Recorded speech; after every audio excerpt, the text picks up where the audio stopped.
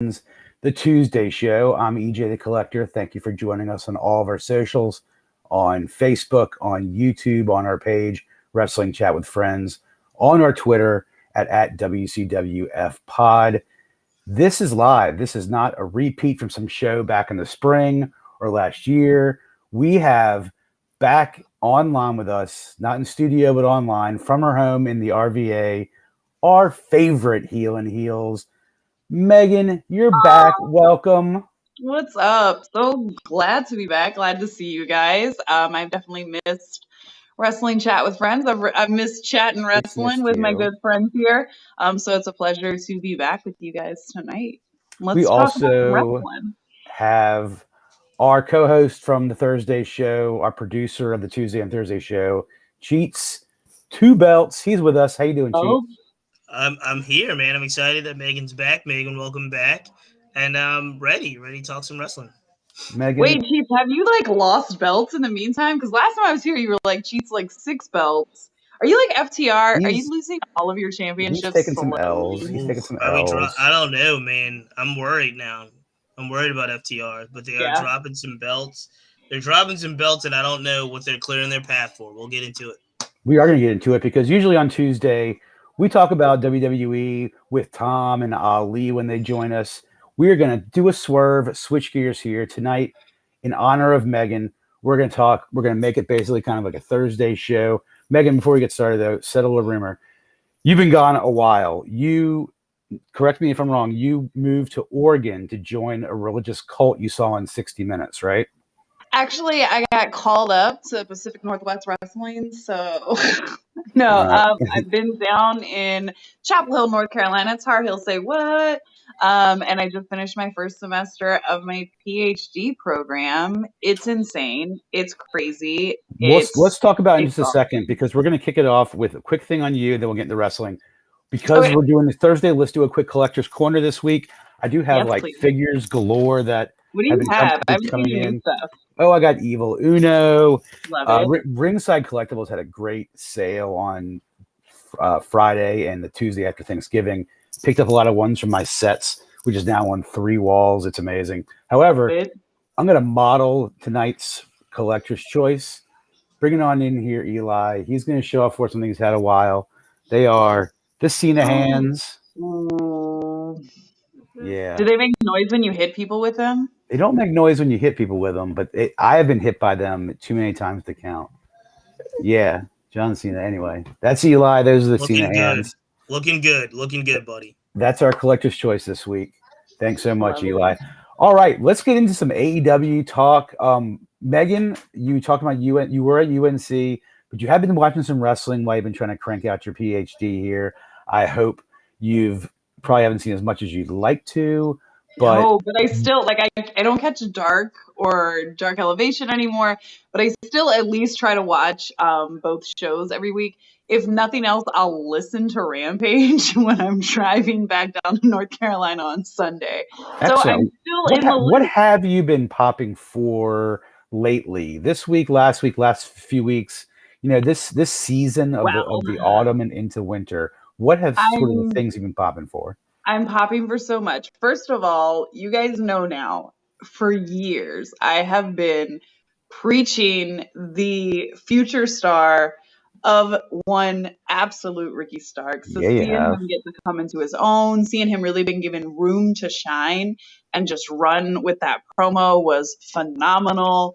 I also popped so hard when Hangman came back, and I'm here for the Hangman Moxley feud that's coming up. Those are all of your T-shirts, isn't it? The Starks T-shirt, the Hangman T-shirt. My favorites, right? As you can see, I'm still rocking Blackpool. I'm glad that they were able to keep the tribe together, and they had some great wins this weekend. I'm just popping, man. Wrestling is such a good. It's always been a really good kind of distraction thing to step away from, but especially now in a time when I'm reading 1,200 pages a day. It's nice to turn off my brain and watch some dumb shit, and nobody does dumb shit better than AEW. So let me say this about you. After the harsh tequila shots that is going on Twitter and reading dirt sheets and hearing terrible takes, you are like the sweet lime that you take afterwards of like AEW is great, wrestling's so much fun. It's just, and you've always had that attitude, and I talked to you about it. Cheats. What were you popping for in a week last week that was filled with a lot of wrestling, not just AEW and Ring of Honor, WWE too, but I know you got some thoughts on the last week of wrestling. Yeah, no, I thought ROH's Final Battle pay-per-view is, like, as a collective, I think completed a really, really good pay-per-view run for ROH for 2022. We talked about it going into the show that I wasn't overly enthusiastic about a lot of the matches, but from top to bottom, the pay-per-view really, I thought it kind of overperformed, did well with their matches. And then they had the FTR Briscoes match, which, like, for what it's worth, like it or not, it was an epic match. It's a really, really, really good wrestling match that they put on. So it mixes like the technical wrestling aspect with the backyard wrestling aspect so well, and when those two are done at such a high level, it works. So my pop this week goes to, especially on the AEW ROH side of the fence, definitely goes to the ROH pay-per-view. Special shout out for starting 0 hour at 3 p.m. Eastern, because it was like the first time you could actually complete ROH AEW pay-per-view and feel good about yourself. It's still long, but if you start at 4 o'clock, it's not as long. So good work there. Did you see buy rate numbers? I didn't see buy rate numbers. I did not. And there's a whole lot of things to question, I think, about what Tony's long-term plan is with ROH and now what they've announced in the subscription service, and what is that really going to get us as consumers and fans of ROH. But hey, look, they know how to do one hell of a pay-per-view from top to bottom. They do a good show. Still, yeah. Oh, and since we just mentioned 0 hour, can I also add an additional pop for Top Flight's new finishing move? I don't think it's new. It's so well. They said they tried it out on like the indies before Darius got in the car accident, but like them and AR Fox are showing me stuff in the ring that like I just haven't seen before, and I'm just so amped up about the flippy shit. It makes me so happy. It's a great finishing move. I just said it's Dante's finishing move with Darius just like lifting him up, right? It's awesome, but it is. I was like that. If you're gonna convert Dante's finishing move into a tag, that's the best way to do it. And I thought they did a really good. It was a really awesome move. It was a really good job. I think that and the spot with Cash throwing Briscoe off the top rope onto the floor, where you with a chain, were the two sort of memorable moves of the night. Looking back at it from a couple of days. Well, Cheats, we're going to, since we're switching directions and talking about kind of your lane here, I'll let you just sort of like drive the show a little bit. What do you want to talk about AEW wise this week? I guess the question is, when you wrap up 2022 going into the next year, we kind of alluded to, what was the last pay-per-view? What was the last pay-per-view? Full Gear. Full Gear, right. We alluded to at the end of Full Gear that they could actually hit a reset button in regards to some of their storylines, some of the directions they were going. So we felt really good. I remember us distinctly feeling really good at the end of Full Gear, starting the MJF era, and saying, like, this could be the reset. Well, this week, Tony did an hour plus long interview on Inside the Ropes, and he said exactly that. He really talked about the challenges. I mean, we can go into it. Tony had a bunch of, we didn't know at the time, undisclosed personal issues with his family and his mother's health and a whole bunch of things that he got into. But he also said, we all felt that the Full Gear was going to be the restart of the company, basically, in many ways. So I think that's interesting, because it did say in the hour that Tony did, he said things more than he said on Errol Hawani. He actually said, we do look at ratings, and we talked about, like, we had long discussions about, is the dip in AEW ratings something that is of concern? He made it very clear that they are concerned. He made it very clear that they do have to, like, hit a reset button. So it's interesting because Tony Khan has this thing of always saying the right thing in many ways, but then maybe not necessarily following his own advice. And the interesting thing is, he knows. It seems like either him or people around him know what to do. The question, I guess, the big universal question for AEW ROH and everything that Tony Khan's involved in is: will he have the discipline to stick to these plans when, at this time the ratings are kind of moving in the wrong direction? So I don't know if that answers your question, Elliot, but that's the big kind of overall AEW theme that I'd love to get our heel on heels opinion on. I don't know if you saw the Tony Khan interview, but it was actually pretty illuminating. I haven't seen the whole thing. I've read like bits and pieces, and then I watched some of the ROH media scrum and that direction. I've also seen, I forget the guy's name, but he was like former bigwig at WWE that has come over to be the VP of television production. Tony made that hire this week. Yeah, I actually was thinking about you guys because, like, you know how often you're like, Tony needs another booker. He doesn't need to be booking all this by himself. He needs somebody that knows what they're doing. So between that and the refocus, I think there has been a very clear pivot back to homegrown AEW talent, people that have been here putting the work in. And I'm really looking forward to what this looks like, right? Because it's kind of what we might have seen had we not had all those kind of like WWE bumps. Like Adam Cole's still gone, right? And he was one of the first that kind of brought in that like, oh, we're bringing over ex WWE guys. And of course Punk is gone. Mira's been out for a while. So it's interesting to see the refocus on like our original guys, these people that have been here that we watched, slog through the pandemic and put the work in front of like 20 people at Daly's Place. They're really finally getting a chance to shine, and they are nailing it. I think MJF is going to have an amazing reign as champion. I think he mentioned it in his first week promo back, right? Like he mentioned Bryan Danielson, Ricky Starks, and I think Ethan Page was the last one he mentioned. I think that was the third one. He mentioned Eddie Kingston. And Eddie Kingston too, right? But it's like he's already planting the seeds, right? We're ready for what's going next. He's lined up his feuds through the spring, yeah. Yeah, and I think Mox has made a clean break from the title and like can have some cool other stuff going on now and can elevate some other people. Hangman being back is phenomenal. Cannot wait to see him. Kenny and the Bucks being back. Like, I feel like we've returned to something that has been missing for a while, and it feels good again. Like it feels fun to watch again. And it's not as stressful. It's not as stressful to be a fan right now, even though the ratings are a little wonky. I feel you. Here's the question I kind of want to know from both of y'all.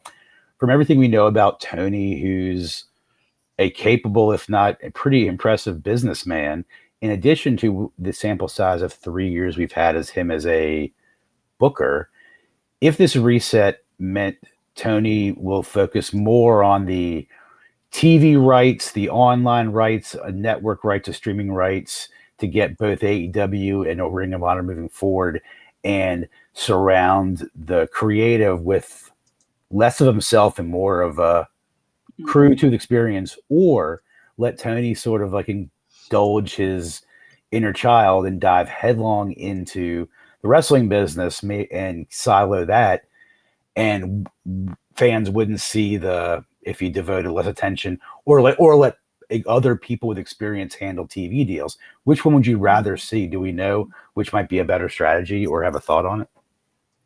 You see what I'm saying? I see what you're asking. It's hard for me to make the distinction because even if we can sit here all day and pick apart Tony's booking and pick apart like the decisions that he's made, like at the end of the day, this is a dude that's had his like finger on the trigger button this whole time, and he's created something that we all love so much that like we're podcasting about it, right? So it's hard for me to like tell Tony to ease up off the gas, but I do think like he booked himself into some problems with the CM Punk situation. He's had his issues. I really do want to go back and watch that interview to see what else was going on with Tony at that time. I think that if nothing else, makes me more sympathetic to what he has going on. For sure. I guess partly just the viability of the future of the business of AEW and Ring of Honor kind of depend on another TV deal, somewhat depend on another TV deal, a streaming contract. Do we want a highly experienced team securing that, or do we want maybe a highly experienced wrestling minds plotting the company going forward? Or is just Tony going to continue to have his hands in both buckets up to his eyeballs? What do you think, Cheats? I think he has to have his hand in most of all of it. So first of all, Tony Khan's not the type of guy that's going to be like, I'm going to delegate all of the wrestling creative to someone else. He's just not. So as much as we kind of chastise WWE for the way that it was run for a very long time, I think Tony in many ways looks to be as involved as the man from that other company. With that said, he doesn't have a lot of the personal baggage and personal problems that happen in the other network. So I think we have to look at it that way. We have to look at Tony Khan ultimately being the person that is involved in every aspect of AEW ROH. And to an extent, we have to be okay with that. I think the question for me moving forward is I do think they have to figure out the brand split, but that to me doesn't mean you have to split the brands in a way that is detrimental to ROH or AEW. So, for example, the numbers don't add up on a standalone ROH subscription service. You need to have more subscribers, viewers, watchers to sustain a monthly subscription standalone ROH subscription service. It makes total sense to me to make it an ROH AEW subscription service, because then you ultimately are bringing in thousands and thousands more subscribers that would geek out on the ROH archives and also love to see some special dark elevation, maybe free pay-per-views or pay-per-views for the subscribers. There's ways to do that I think if the goal, which we've heard, if the goal is a standalone ROH subscription service that gives you a weekly kind of ROH program and all the archives and maybe the pay-per-views, that's not sustainable alone. They've tried it. It's not going to work. So to answer your question, I think he's going to be involved in everything. I think he will continue to be involved in everything. I don't think, I've kind of given up hope in regards to no matter who he brings in, how much authority those folks are going to have. Like they've announced new creative out the wazoo. They bring in wrestling folks. You know what I mean? If Jeff Jarrett comes in, I don't know how much authority Jeff Jarrett's going to have. And now I don't take for granted. I mean, I don't say, oh, since this person's here, that person's going to have a lot to do per se, that Tony doesn't put his thumb on the scale, or the executive VPs that we all know, the Bucks, Omega, those guys. I mean, the power structure is going to be the power structure. So, with that said, I'm still pretty high on the product. I think AEW, the best part about what AEW produces every week are the actual wrestling, the 2 hours of Dynamite, the pay-per-views, the shows. And I do think that is, if you do that right, you can fix the other stuff. If you had a bad wrestling product, then we wouldn't be talking about all the ancillary stuff.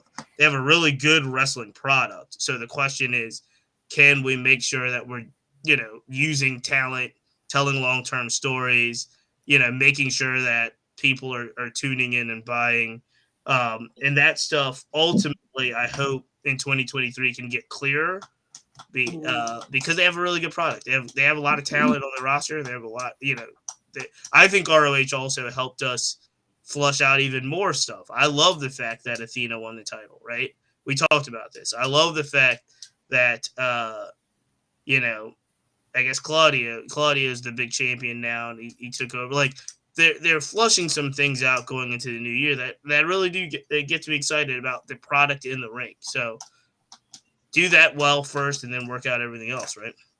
For sure. Speaking of Ring of Honor, Megan, what did you see from Saturday when you watched it? And do you want to have a take on what Cheats just said too? The one thing I will just hop on, and then I would love to talk about the Saturday show because it was so good. Is that if I like your idea, Cheats, of combining it into like a dual service of ROH and AEW, because outside of like the Turner networks, which the apps are trash and it's really hard to access any of the archival stuff, there is nowhere to watch old runs of Dynamite, old runs of Rampage. So I think even like I would pay for it if I could go back and like watch AEW from the beginning or go back and watch all the old pay-per-views. So, cause I mean, short of, illegally downloading those things, or paying $50 for the double DVD set. And I don't even think I have a DVD player in my house anymore. There is a lack of opportunity to go back and visit those. So having that be a dual service, and even like what you were saying, like, moving Dark or Elevation over there, I think you would, bring on additional subscribers more than those that would just be there for a weekly ROH product, which I'm also super excited about because the show on Saturday slapped. I think top to bottom, from the buy-in to the end of the night, I think we had a great show. Athena is a wonder. Like, she is the warrior goddess. And that was an amazing match with her and Mercedes. And she's someone who could really thrive in Ring of Honor. Athena could. Really? Right? Better than she has done in AEW of no fault of hers, I don't think. Yeah, I was going to say she could thrive in AEW. It's just what they choose to focus on. Like, yeah. Well, I don't know. Athena would be a star anywhere. When she started doing the heavy hitting thing a couple of weeks ago in AEW, like, people were complaining. They were saying she was going to get somebody hurt. Like, I'm not on, the dirt sheets and I'm definitely not on Twitter anymore, but I'm still like tapped in. I still go to like Reddit Squared Circle and stuff. And like, people were complaining so much about Athena hitting hard, but I mean, it's the same people that come in and they're like, oh, this Danielson match hit so hard. He's such a pure wrestler. Oh, Eddie slaps so hard. I love strong style. Nah, but when I think Athena's a star. I think Athena's a star. I agree. And I think she would be a star anywhere if given the her health, but also two, given the opportunity to. But that's the women's division of AEW is always a point of contention, simply because they haven't used Ruby Soho correctly, right? They haven't used Athena. The only people they really seem to have figured out was Chris Statlander, and she keeps getting hurt. And I think they did figure out the Jamie Hayter, Brett Baker thing really, really well.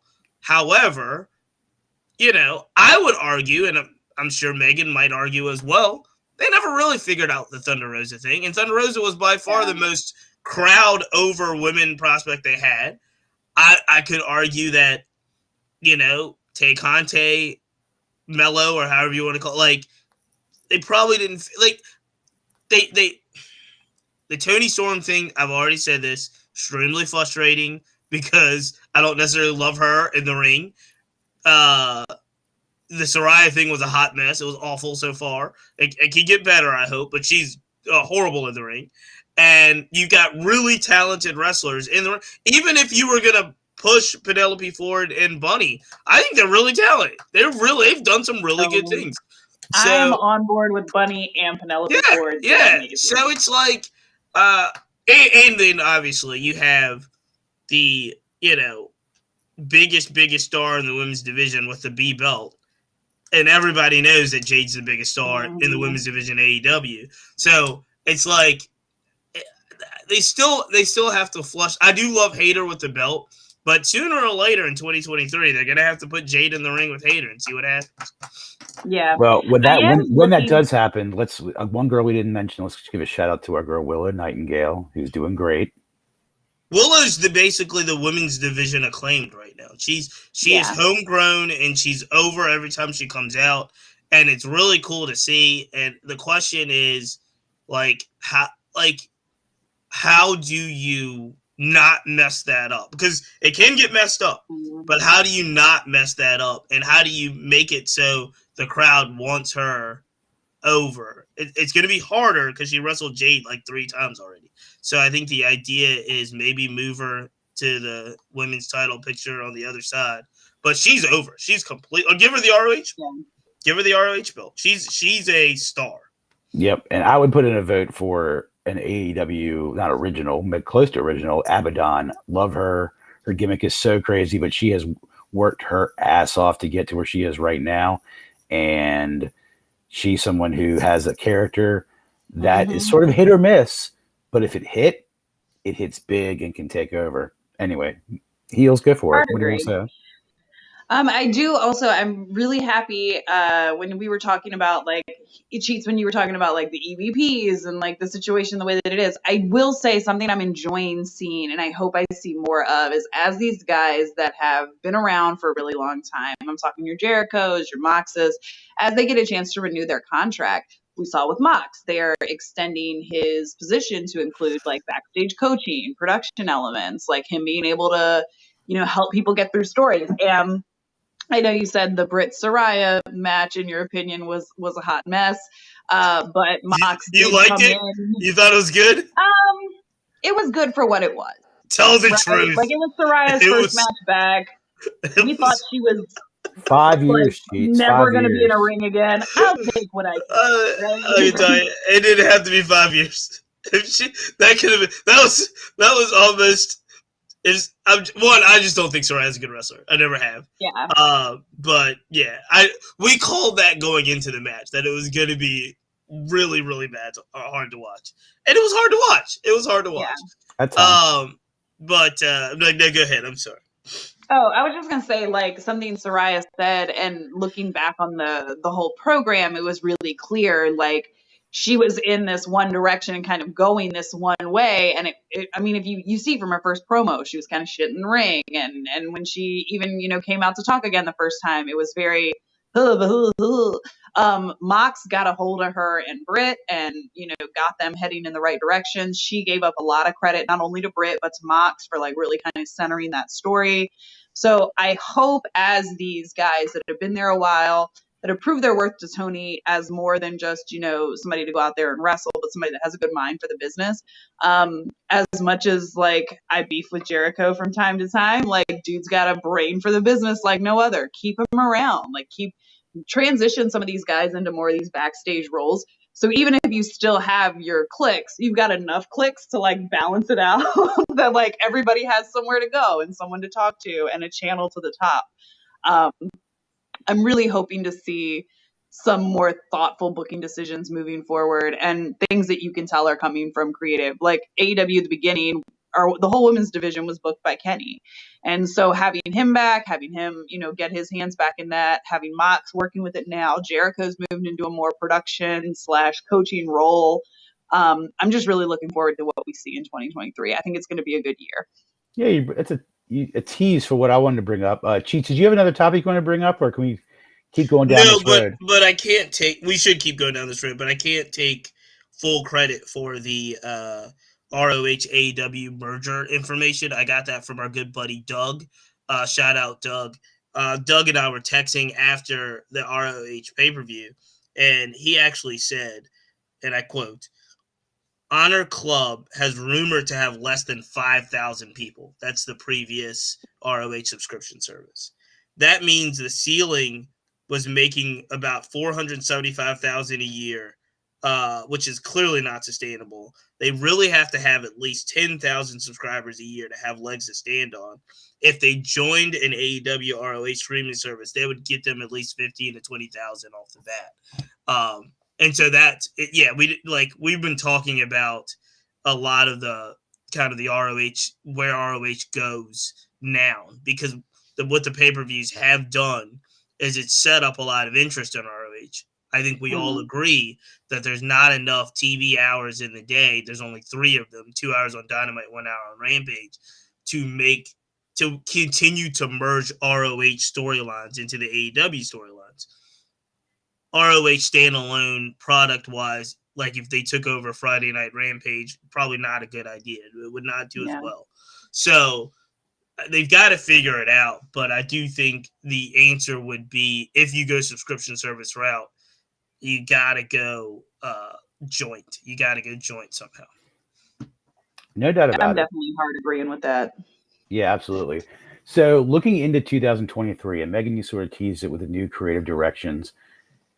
I want to hear from each of you. Give me a feud that maybe we haven't seen or we haven't seen in a long time and don't remember that you guys kind of want to see in 2023. The one I'll eliminate is the one Cheat sort of already mentioned, which was an inevitable Jade Cargill and Jamie Hayter meetup in 2023. Who knows when that could happen? Spring, summer, fall, next winter at Christmas time. Who knows? But Megan, give me a feud that you want to see next year that we've never seen before, and you can't use Ricky Starks. Okay. I am looking forward to an eventual meeting of the minds, and then both of them fighting like hell to get back on top of. I would like to see our boy Powerhouse Hobbs and Wardlow come together, get back the TNT Championship, then just run with that for a little while. We're friends. We're big meaty men slapping meat, so eventually we have to slap each other. That program has been teased a little bit. I think we even, at the end of the match with Samoa Joe, you have the little head nod between Wardlow or it was either the match or like the week after, like TV time. Wardlow and Will Hobbs gave each other the little nod. But So I am wait a looking minute. forward You want to it to happen just like he did? You want him to get fooled again, a little bit Wardlow? like what had happened with Joe. Okay. But I'd like to see them together, like either chasing the titles. Like I'd like to see it play out longer. I was looking forward to Joe and Wardlow together. I liked Ward Joe because I was like, okay, this could be like, we don't have a big boy AEW tag team, right? We've got a big guy and a little guy. We've got two little guys doing flippy stuff, but we don't have a big guy team. And I think a big guy team could cause some havoc in the tag division.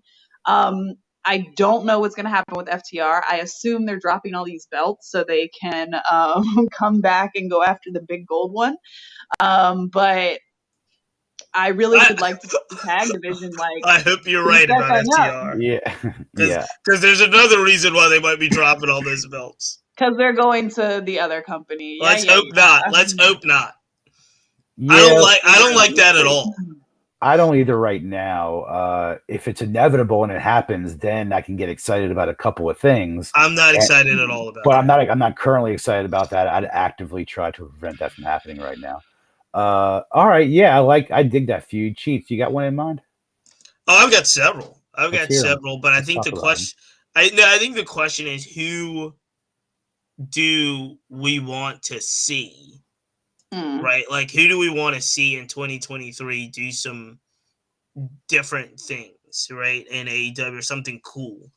I don't know about you guys, but I actually kind of go crazy and pop or whatever you want to say for anything Dalton Castle does now. Oh my God, I was not familiar with Dalton Castle in ROH. My only Dalton Castle experiences have been AEW coming over, and I think he's gold. So I would love to continue to see Dalton Castle, like put him in with some Orange Cassidy's, put him in with some different kind of different storylines, because I think that guy is a star and he's funny and can talk and can wrestle. And so I'd love to see what they do with Dalton Castle.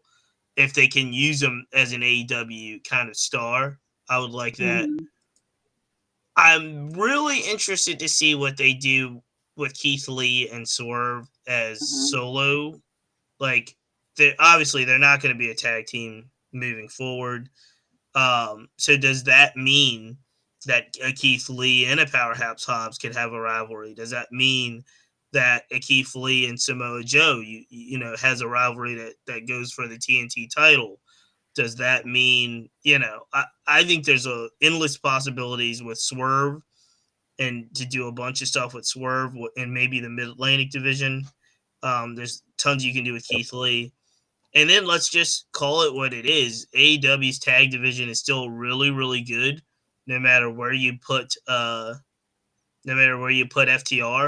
You still have, you have the Acclaim at the top of the heap, which can make really good matches. They proved it. They had a good match against FTR the other week.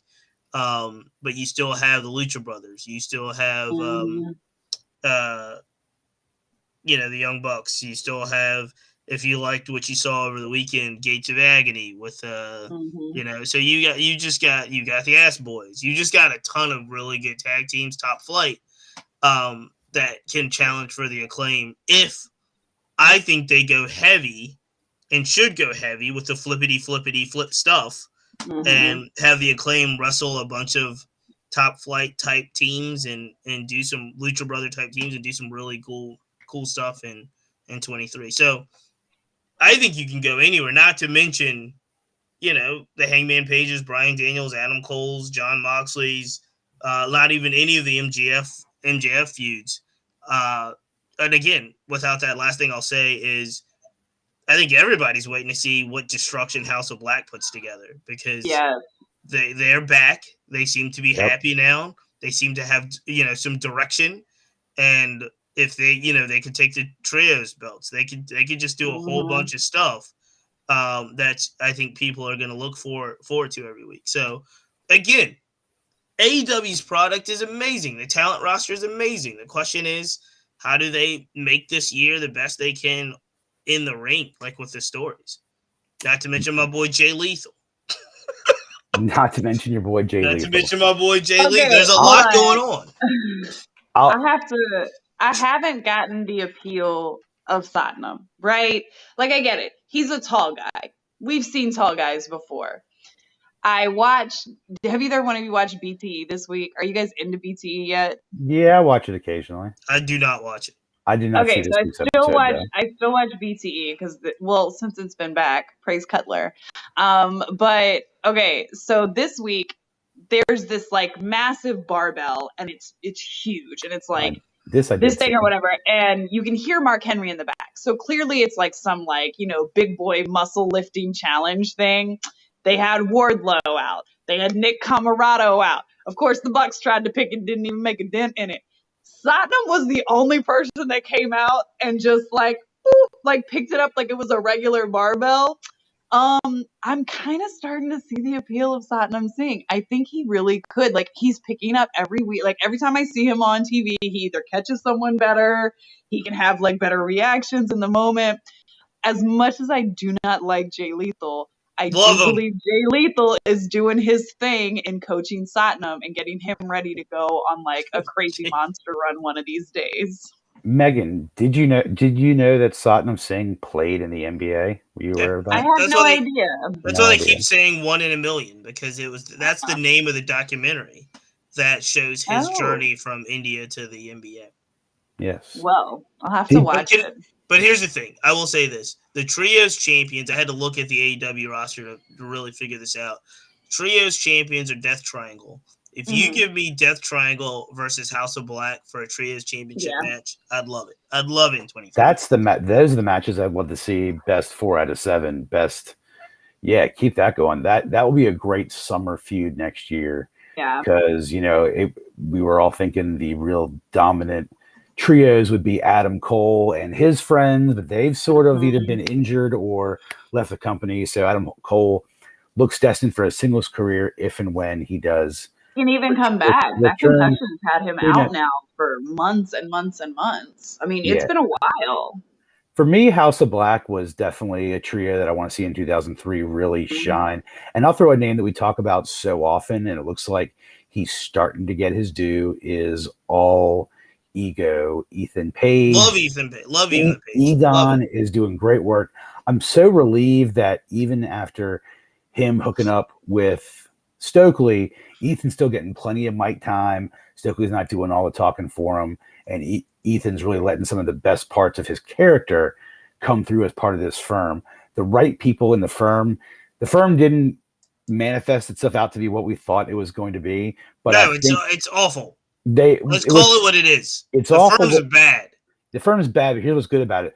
The right people are appearing more often. The right people are appearing just sort of in the background and doing, Big Bill is a big presence, kind of like Saddam Singh. He's a huge dude, huge thing. He's fun to look at, but I don't want him near a mic. I don't want him doing talking. I don't want him interrupting. I want him in the background with his arms folded and putting his foot up and kicking somebody. That's a good point. Give us Big Bill versus Satnam in 2023. Dang, that is big meaty men slapping That's funny. That'd be fun. No, I'm frustrated about Stokely. No wrong. No, he can. He's so good, and he's Stokely. And I know Megan has left Twitter. Stokely's actually better on Twitter than like he is hilarious hilarious on Twitter, and so that's the thing that's frustrating because there is a person there that is gold, and all you had to do, and actually, Stokely's gold. Smart Mark Sterling, gold. They're good characters. Like, let them shine. Nyla's so great. over on Twitter. I mean, I haven't been on Twitter in a while. We've been talking about that. Yep. Twitter. Yeah, you missed about that character show through. Yeah, Megan, you missed our praise, like almost award-winning praise for Nyla stealing the belt and just like having her do funny things every week. It was a great storyline because it made the Jade story interesting again because she's so good. And so, but Stokely is amazing. Smart Mark, Nyla are amazing. So these are the things that they do, like, use them. Because they're and let them be them. They're funny. Maybe it was a bad idea for Stokely to leave Jade. Because Stokely, as, like, Jade's publicist, could have been gold. Like, that would have been some funny shit all the way through. Yeah. I'm interested in anything he does. I'm just enjoying it. Even like as terrible as the firm is, like he got the firm over with me, and I'm like, okay, cool. I'm happy to have him come down. I think Ethan Page got the firm over with me. Like Ethan Page is the star. Already over in this house. He's the star. He's the star of the firm. Our friend Steven is giving some ideas also. What up, Steven? Pack and Dalton Castle. Hayter and Britt Baker, all feuds that would definitely keep me in front of the television to watch. Pack and Dalton seems like a great 1 or 2 week off, but I wouldn't want to see that for 2 months. But I want to see Dalton. I want to see Dalton Castle, Eddie Kingston. Give me that to send. That'd be great. This is what I was. Too many liabilities. This is what else I was going to say. That's like too many liabilities. Proud love. No, it would end badly. Before the end of 2000, would do something. Before the end of 2023, and it's already sort of been alluded to when MJF was listing all these names that is like I still ultimately want to see that Eddie Kingston almost championship run. Like I don't need to see it happen. If something would have to, there'd have to be some injury, something that they had to really think on the fly. What do we do? And it would also depend on at what stage of being kind of up and over Eddie would be. I would like to see Eddie get a serious crack at the championship. And then Mark, I'll turn this back over to you to sort of for some final thoughts as we get closer. But no, not about Eddie. Just to take over. Okay. Eddie's living his best life right now, wrestling Japanese superstars. He's doing what he needs to do. He's doing what he needs to do. He's still the best technical wrestler. He really is. He's living his best life. Yeah, I'd like to see him get more run next year, and if the stars aligned, see what happens with him. But Megan, one thing I've been talking about, I'm done wearing my scarf this week, is I'm very excited with MJF, how it all went down. The William Regal departure threw me for a loop, but the way it worked out was great, and MJF can do it by himself. Doesn't need someone like Regal, although I was intrigued and would have loved to have seen that. I'm really excited and hope that these feuds make not only MJF look amazing, but make Starks look good and Eddie look good and Wardlow look good eventually. Yeah, that's the one that's coming, right? That has to be the one that's coming. But you have to question whether or not Wardlow's the one to take the title off him, right? I don't know who's going to take that off of him in 2023.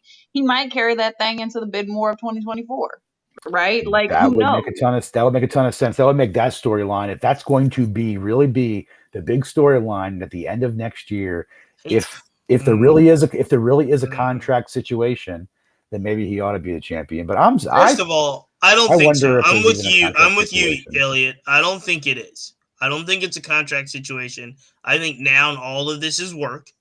I think he's going to lead the bidding war up to 2024. He might be signed for 10 years. We do not know. Yeah. But whatever they do, and this is really important, I think, for MJF and AEW, they're going to need to get him help. That's the one thing about the Regal and the Firm situations that I didn't fully understand. Okay, so you take away the Firm, the hired hitman gun, then you give him Regal. So it's like, okay, Regal can help him cheat his way through long stretches of runs. Well, then obviously Regal's departure takes place. And so now it's just like Max on his own.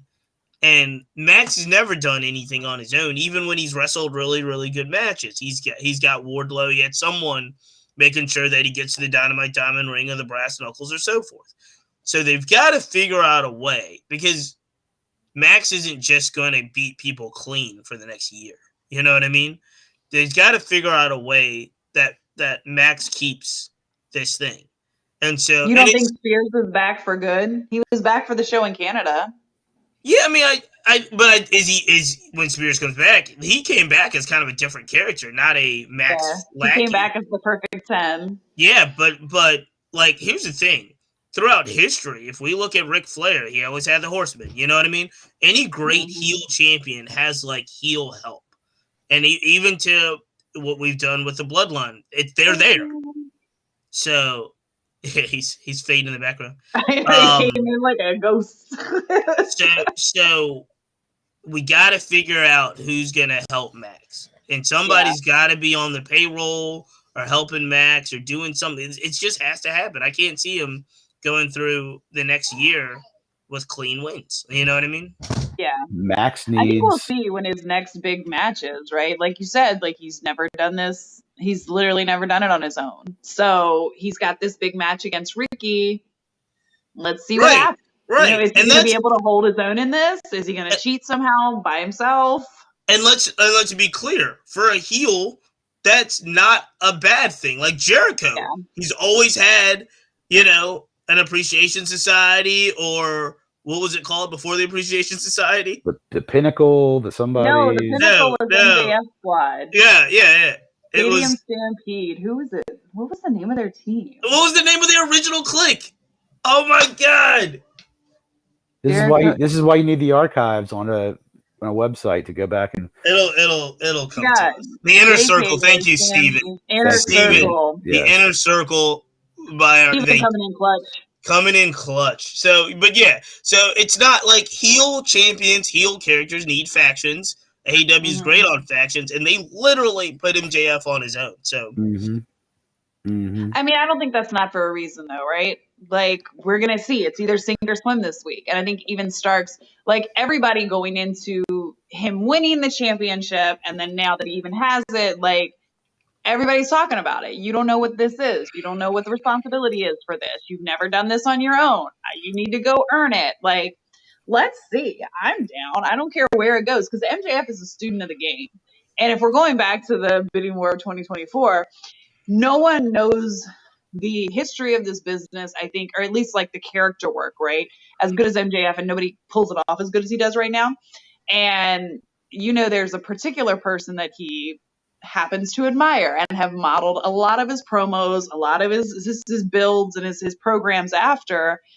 Who better to like tie a bow on the story than to go into a contract dispute while you're holding the belt, and will he or won't he? Like that was the thing we saw with Punk in 2011, right? So let's see. Like I'm down for whatever MJF has coming next, because I have been thoroughly entertained by everything that man has done so far. One of y'all clue me in. Does MJF have to vacate the Dynamite Diamond Ring? Does he compete for it for the fourth time against? Competing for it again, because it's like an all or nothing match tomorrow at Winter is Coming. Is that what it is? From what I understand. So not only the title, but the ring is also on the line, which is weird. So presumably Max will be a 4-time champion. He'll have that. That's interesting. It's basically just been his the whole time. Yep. I wonder how they if that just becomes part And of the it. ring this year is coming with the stipulation that it's like kind of like a money in the bank kind of situation. Like you can cash it in at any time for your match against the champion. Well, that's always been kind of the stip with the ring, is that like you get the shot to go against somebody with it, Gives right? him gives him the way to lose on a one-off and then get Way it to back. lose, and then he's still got Yeah. his ring I that he can come mean, right back in and pick his belt right back up. I don't think we're gonna. I think he's very clear when he says his reign of terror has just begun. I think this is going to be a proper reign. I don't see this being a yeah. short reign with the belt Agreed. at I all. agree. I agree. I don't think Totally he's dropping agree. anytime soon. We've talked about some great feuds. We talked about some great companies that are emerging, ROH, AEW. We have a whole other company that we'll just talk about on some Tuesdays going forward.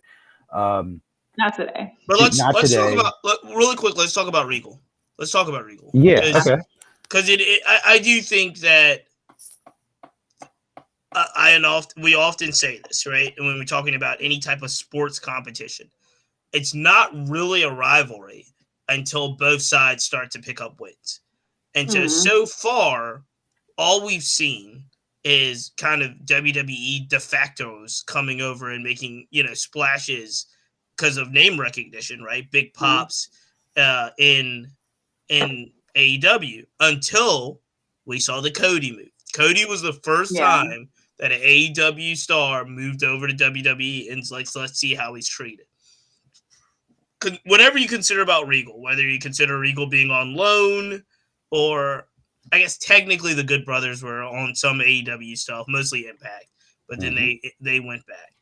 But the Regal thing was really, really interesting because Regal, in that same kind of interview and Tony Khan explaining and Regal doing some talking, made it very clear that Regal had no problems with AEW. Everybody treated him well at AEW. He kind of did the things that he wanted to do. He also made it very clear that, he'd been dealing with some really, really serious health problems in 2018, 2019, bleeds on the brain that he got kind of corrected, and he feels really good now. But this was a situation where Regal's son is over in NXT UK, and I guess he's in NXT, and they're doing all that stuff.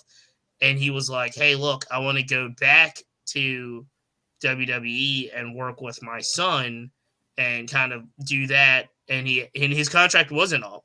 They actually gave, he came to Tony while Tony was going through all of this stuff and said, hey, look, he wants to go back and work with his son. So the interesting thing about this was Tony made it very clear that it was like, this is the first really kind of hard decision he had to make on releases in that vein, because Regal was such an active part of the story. So, I mean, it's literally dropping a whole storyline and letting him go to another company where he's going to probably be another kind of prominent person, whether it's just talent or whatever. I find it interesting only because, like I said, now you're starting to see some of that get back. It's not WWE hasn't bought in a major kind of outside of Cody. I mean, Cody's a major star, but it's not like an MJF or a Jay. They haven't scooped up like a homegrown AEW star yet. But it was really, really interesting to see this kind of Regal back and forth and his assessment of where he was and why he left NXT at the time, then how he was received at AEW, and then actually wanting to go back to work with his son at this time. It was just it gives you the sense that AEW is still a company where people like it's a little bit, it's still a little bit more legit than they're still moving up in these levels, because now talent is starting to go to back and forth, and you may start to get to a place where you really do have a WCW WWE type thing, right? The bidding war of 2024 in many ways was still kind of a myth, right? Now you're starting to see a place where, hey, look, this woman may show up at the other network and vice versa. And you're really going to have to bid to keep some talent around. Yeah. I feel like and Tony even said it, right? Like, I feel like the Regal situation is unique in that it's his kid and he wants to work with his kid.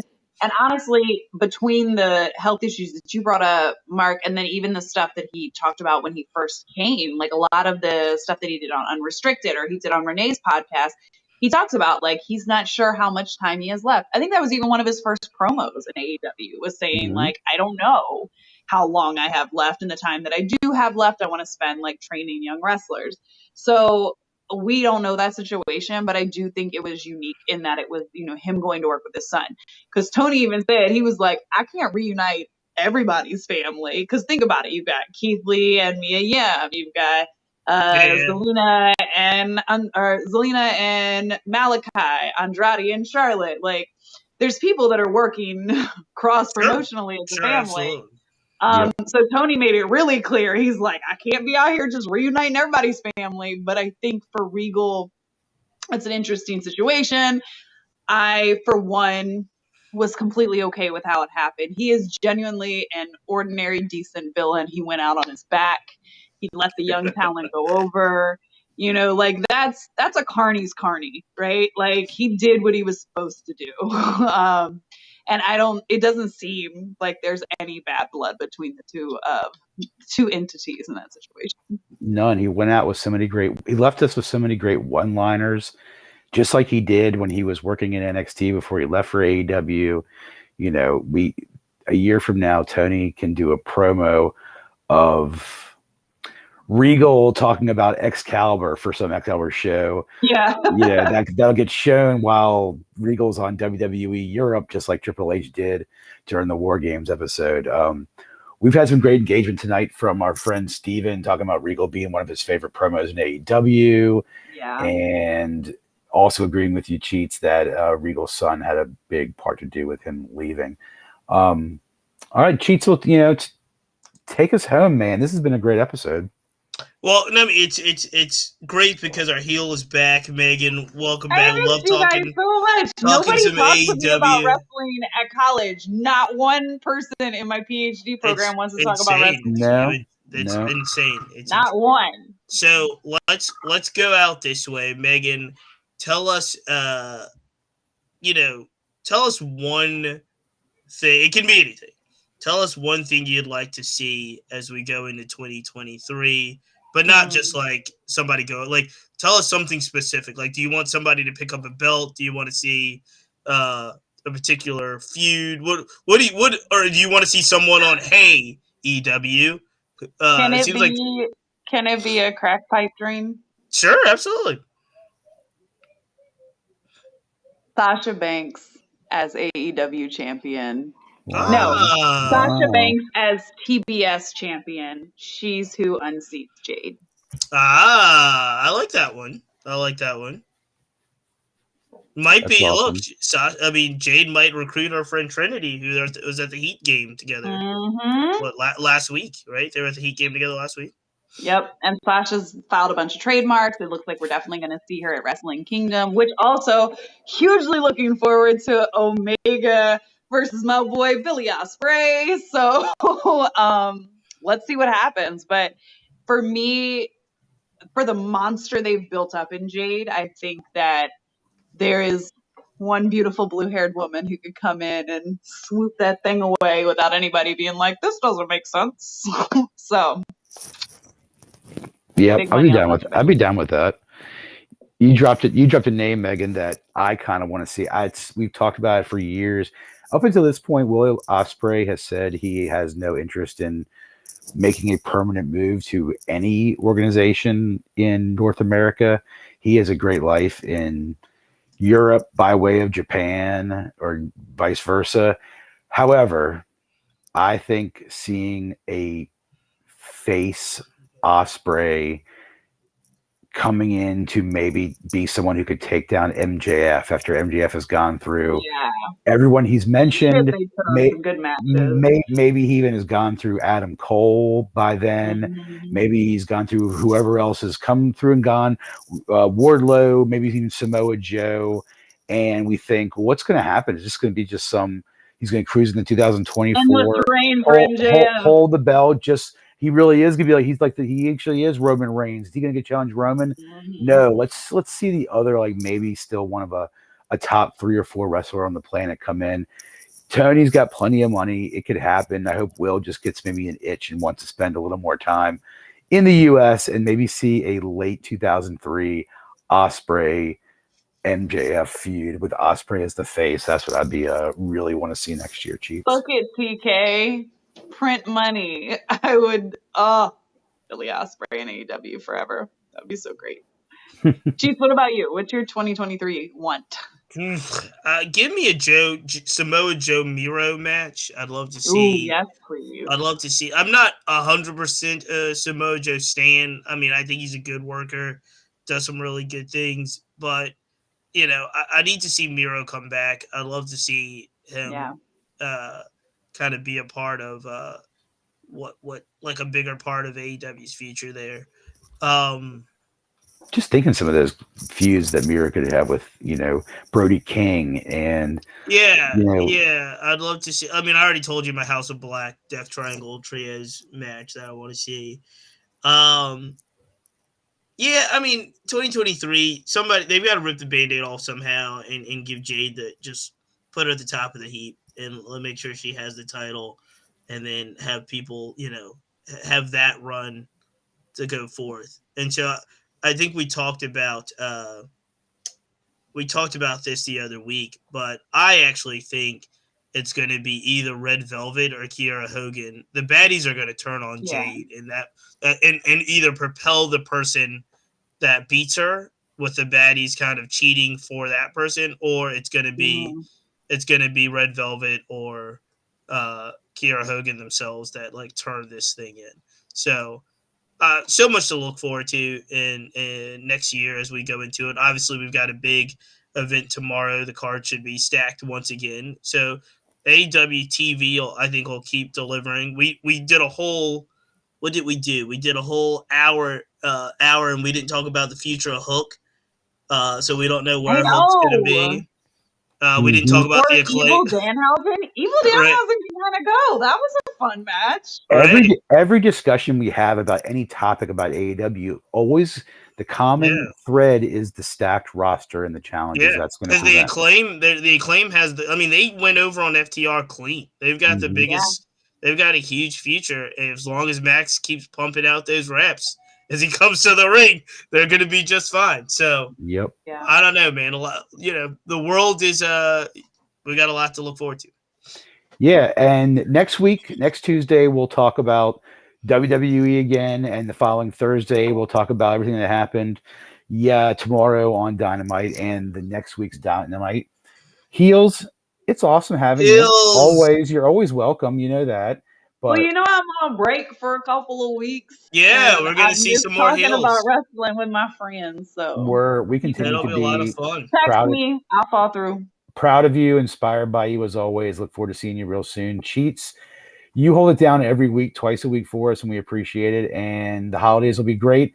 We'll be on next week, I'm sure. So we'll do it again. We'll be on next week. Heels, what you don't know is that on the Thursday show, we used to, count us out 1, 2, 3. Well, on the Tuesday show, we tap out, we submit. So, okay. I'm going to tap out. We're going to get out of here. There you go. We'll see you next week. It's the swing.